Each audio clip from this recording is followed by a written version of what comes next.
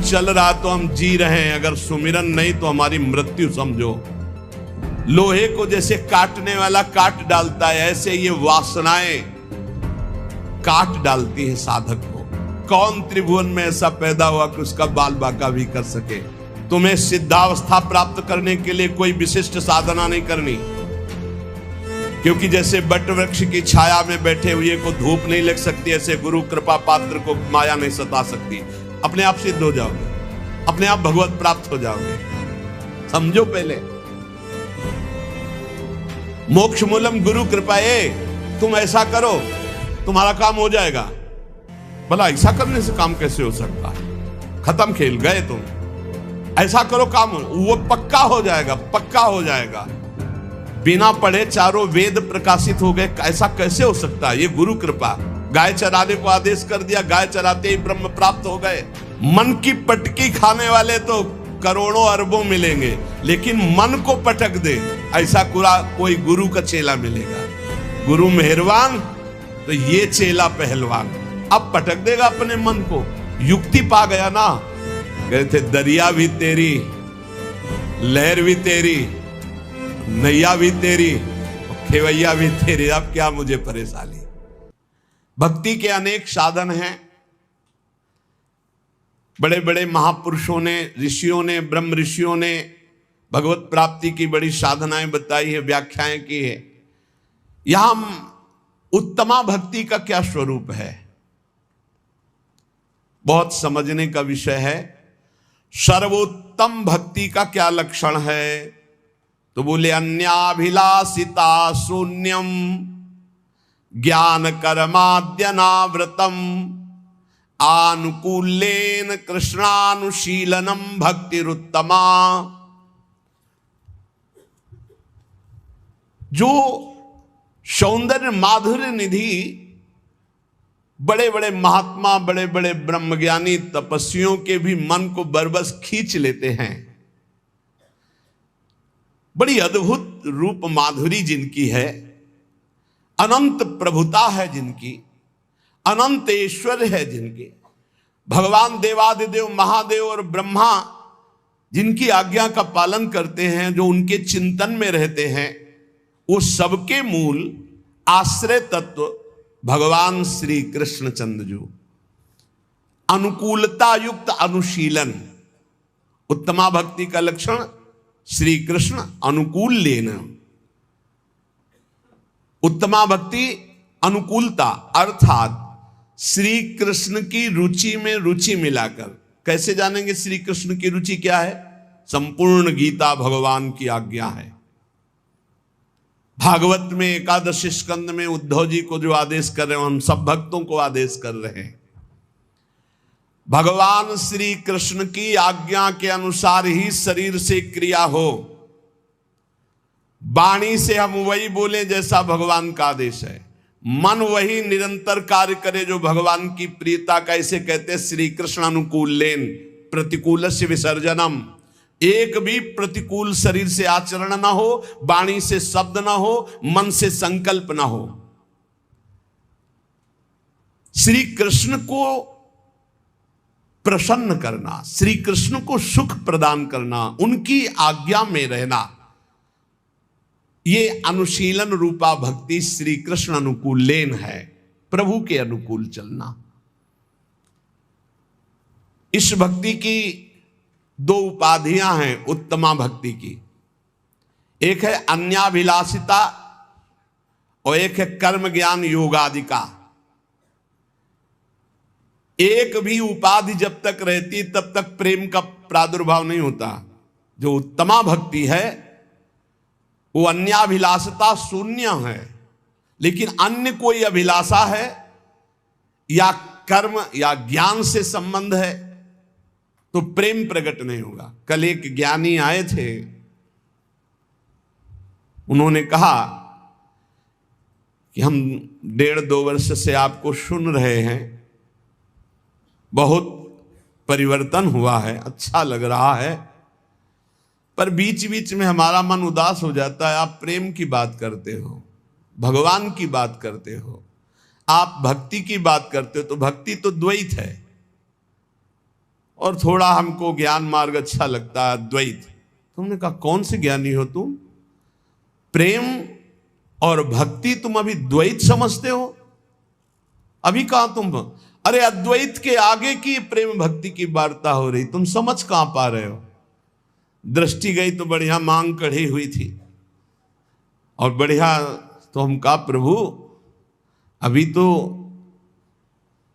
ब्रह्मबोध तो हुआ नहीं आपको, नहीं तो प्रेम को आप ऐसा नहीं कह सकते। प्रेम द्वैत नहीं होता।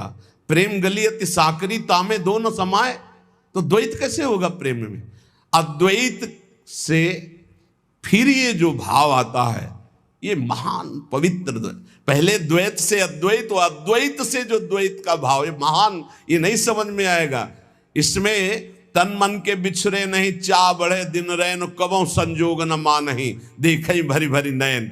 यहां अपनी ही सुदिना रही, एक रहे हो नंदलाल, एक रहे हो नंदलाल। का आपको ब्रह्म बोध है? ईमानदारी से बताओ, आपका शब्द कह रहा है कि आपको नहीं है। वह नहीं नहीं, अभी तो हम प्रयासरत है। फिर कैसे कह दिया कि हम द्वैत को बोलते हैं? द्वैत को नहीं बोलते, हम अपनी आत्मा को बोलते हैं। आत्मा हरिवंश प्रगट परमानंद सी हरिवंश। हम आत्म गुणगान कर रहे हैं, किसी और का गुणगान थोड़ी कर रहे हैं। आत्मा हरिवंश। हा हरि रा राधा बा वृंदावन सा सहचरी। वृंदावन में विराजमान सहचरियों के मध्य में श्यामा श्याम कौन है? हमारी आत्मा है। आत्मा हरिवंश प्रगट परमानंद सी हरिवंश प्रमाण मनम। श्री हरिवंश विदित विधि वेदम, श्री हरिवंश जो तत्व अभेदम। हम अभेद तत्व का वर्णन कर रहे हैं। कहा हो तुम भेद में हो, इसलिए तुम्हें भेद का चश्मा लगा है तो भेद ही दिखाई देगा, और अभेद का चश्मा लगा है तो अभेद दिखाई देगा। कर्म ज्ञान योग आदि मिश्रण नहीं है हमारी भक्ति में, ये विशुद्ध भक्ति है। अब या में मिलो नहीं मिले न कछु, जब खेलत रास सदा बल में। अभिलाषा भोग कामना की और मोक्ष कामना की, इन दोनों की कामनाओं का त्याग करने वाला अन्याभिलाषता शून्य है, ना भोग की और ना मोक्ष की। और यहां ज्ञान अहम ब्रह्मास्मि, इसकी जरूरत नहीं है।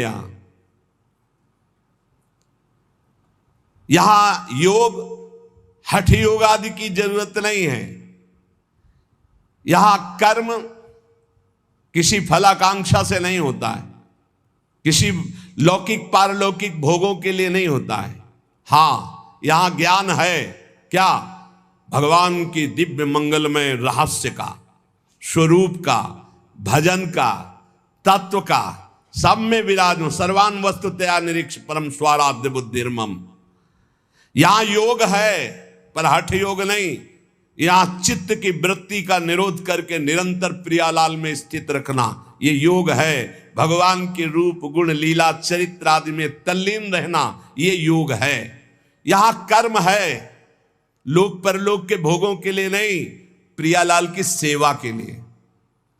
तो ज्ञान योग, अष्टांग योग या कर्म योग यहां इस तरह से नहीं है, प्रेम भक्ति का वर्धन करने वाला है। जो सकाम भक्त है, प्राय लाखों भक्तों में कोई एक निष्काम होता हो तो होता हो, उसमें भी संशय है नहीं। लोक परलोक की, मोक्ष की, कल्याण की, पापनाश की, सुख की कामना कुछ न कुछ बनी ही रहती है। सकाम भक्ति 3 प्रकार की होती है। जो भोगों की चाह, या हमारा नाम हो जाए, हमारी कीर्ति हो जाए, हमारा ऐश्वर्य हो जाए, बड़ा विचित्र खेल है। अपना नाम करना, गुणगान प्रभु का गा रहे हैं, नाम अपना चाहते हैं। कीर्ति प्रभु की गा रहे हैं, कीर्ति अपनी चाहते हैं। प्रभु की बात कर रहे हैं, प्रतिष्ठा अपनी चाहते हैं।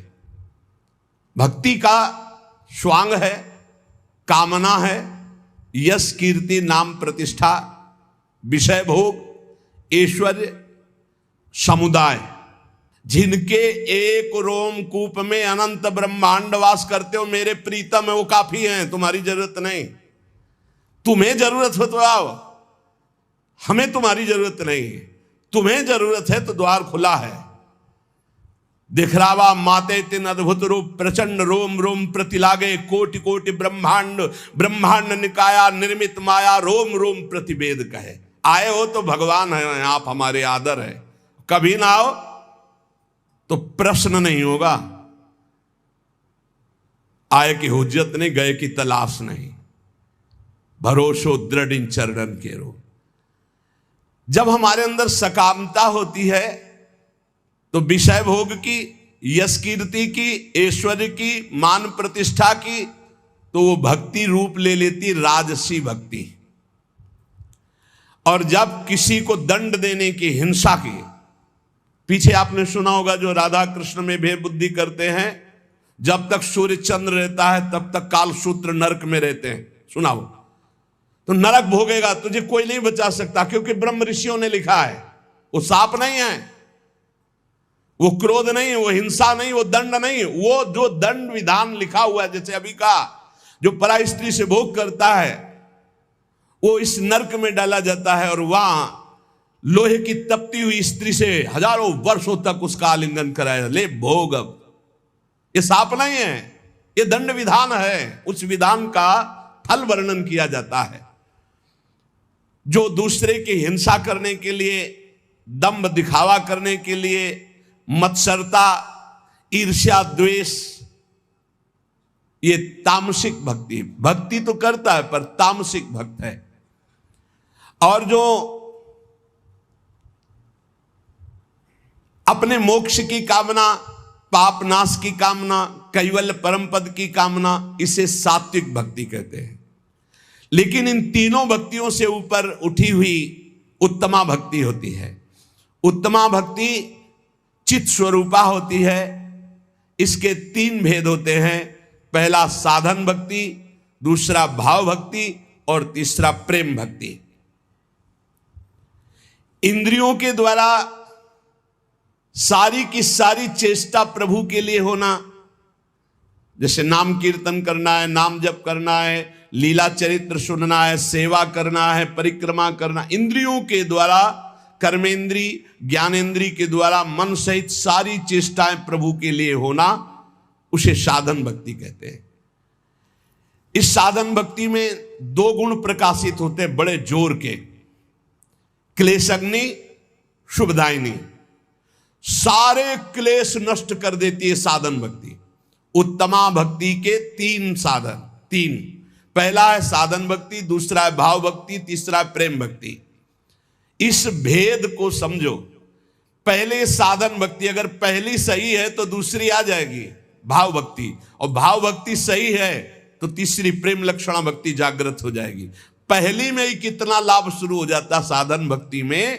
क्लेशग्नि, संपूर्ण क्लेशों का नाश हो जाता है। क्लेश किससे होते हैं? तीन से क्लेश होते हैं, पाप से, वासना से, अविद्या अज्ञान से। जब हम साधन भक्ति करते हैं, साधन भक्ति का मतलब समझे मन सहित पांच ज्ञानेंद्रियों, पांच कर्मेंद्रियों से जितना कुछ बन रहा है वो सब प्रभु की प्रसन्नता के लिए। उस साधन भक्ति के दो प्रभाव प्रकट होंगे, संपूर्ण क्लेशों का नाश। क्लेश किससे होता है? तीन बातों से, पाप से क्लेश होता है, वासना से क्लेश होता है और अज्ञान से क्लेश होता है। ये साधन भक्ति में ज्ञान प्रकाशित हो जाता है, संपूर्ण वासनाएं भस्म हो जाती है और पाप नष्ट हो जाता है। इसलिए क्लेशग्नि, संपूर्ण क्लेश का नाश साधन भक्ति में ही हो जाता है। और शुभदायिनी, कभी कभी अज्ञान के कारण आरोप भगवान में करते हैं कि भगवान हम पर कृपा नहीं किए, इतनी भक्ति की, इतना नाम जप किया, लेकिन पूर्व प्रारब्ध जो है वो बहुत बलवान है। जब शरीर रचा गया उसी समय प्रारब्ध रचा गया, आपके साथ घटनाएं घटेंगी, इसीलिए नाम जप कर लो। प्रारब्ध और अप्रारब्ध, प्रारब्ध जिसका पाप फल प्रकट हो चुका है भोगो, अप्रारब्ध अभी आने वाला है, पहले से निश्चित है कि 55 वर्ष की अवस्था में आपको ये भोगना है, पक्का भोगोगे चाहे जितना भजन करो। भोगने की सामर्थ्य भजन से मिल जाएगी। प्रारब्ध को मिटाना बहुत कठिन है, और जब मिटाने वाला भजन हो जाता है तो मिटाने की इच्छा नहीं रहती, क्योंकि भगवत प्राप्ति के नजदीक पहुंच चुका है। तो लौट कर कौन, जैसे सांप अपनी केचुल की तरफ नहीं देखता, ऐसे भगवत प्राप्ति के योग्य महात्मा शरीर की तरफ नहीं देखता। तो पाप का बीज वासना है, इससे हमारे पूर्व पाप हुए। दो प्रकार के प्रारब्ध बन चुके हैं, एक प्रारब्ध एक अप्रारब्ध। प्रारब्ध जो हम भोग रहे हैं, अप्रारब्ध जो आगे भोगने वाला है। पाप की बीज वासना इस जन्म भी पाप करा रही है, तो हम जब साधन भक्ति करते हैं तो इस जन्म की वासना का नाश होता है, और पूर्व स्टॉक जो पापों का है उसका नाश हो जाता है। और अविद्या जिसके कारण पाप हो रहा था, वासना बन रही थी, उसका नाश हो जाता है, पर प्रारब्ध बना रहता है। ये अज्ञानी जन ना जानने के कारण कहते हैं कि अरे भजन शुरू किया, बड़ा कष्ट भोग रहे हैं, तो क्या भजन का फल है? अनंत जन्मों से भोगते चले आ रहे हो, पाप कर्म करते चले आ रहे हो, तुम्हें पता नहीं। लोगों की समझ में ही नहीं आता। मछली को जल तरोई कहते हैं, तो तुम कौन सी तरोई होगे? तुम्हें भी पता होना चाहिए। पक्का मत्स्यावतार भगवान ने लिया है कि नहीं लिया?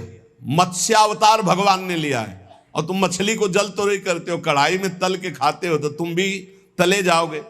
अब एक बार के आहार में कितने जीव खाते हैं लोग, कितना पाप कर रहे हैं। अज्ञानियों को ब्रह्मा भी नहीं समझा सकते। मूर्ख हृदय न चेत, चाहे गुरु मिले बिरंच सम, फूले फरे न बेत। बांस में चाहे जितनी खाद पानी लगा दो, वहां सेव संतरा नहीं लगने वाले। ऐसे ही जो मूर्ख स्वभाव के लोग होते हैं, नहीं समझने वाले। जब साधन भक्ति का अनुष्ठान किया जाता है तो उससे दो प्रभाव प्रकट होते, क्लेश अग्नि और शुभदायिनी। क्लेश अग्नि, पाप से क्लेश होता है, वासना से क्लेश होता है, विद्या, तीनों का नाश हो गया। लेकिन प्रारब्ध और अप्रारब्ध, आगे आने वाला भोग, ये दोनों भोगने पड़ेंगे। इसलिए हिम्मत जुटाओ, नाम जप के द्वारा इतने बलवान बनो कि प्रारब्ध आवे और हंसते हुए भोग लो। प्रारब्ध का नाश करने की जब योग्यता आती, तब नाश करने की इच्छा नहीं रह जाती, और जब तक नाश करने की इच्छा, तब तक योग्यता नहीं आई। सब क्लेशों का मूल कारण भगवान का भजन न होना, भगवत विमुखता है।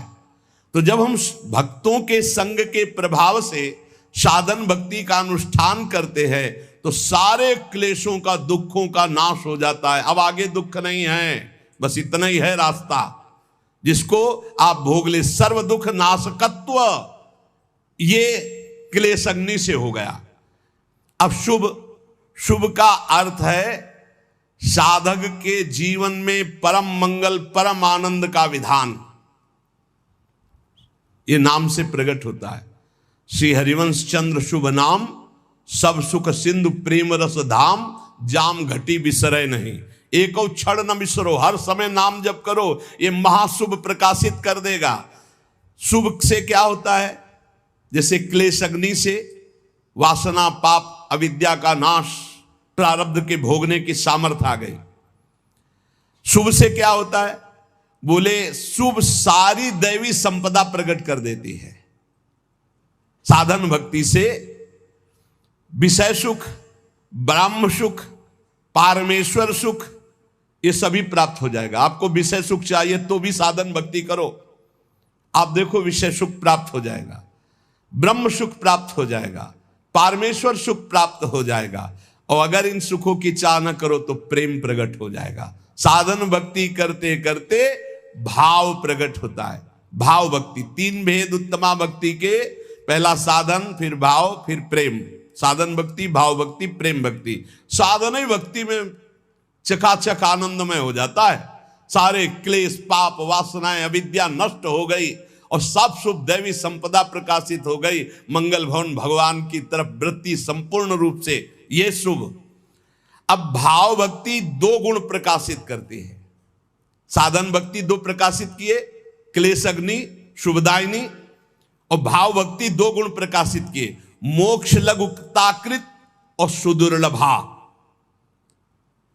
क्लेश अग्नि और शुभदायिनी तो इसमें आ ही गए अपने आप, साधन भक्ति के लक्षण भाव भक्ति में तो समा ही गए, ये क्लेश अग्नि और शुभ दायिनी, पर इसमें मोक्ष लघुताकृत और सुदुर्लभा।